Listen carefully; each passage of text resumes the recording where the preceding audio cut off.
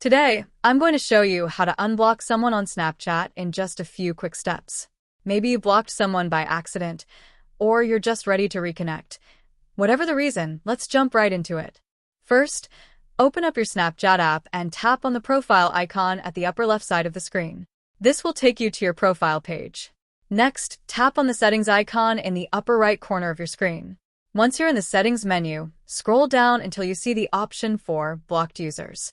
This is where you'll find anyone you've blocked. Now, you'll see a list of people you've blocked.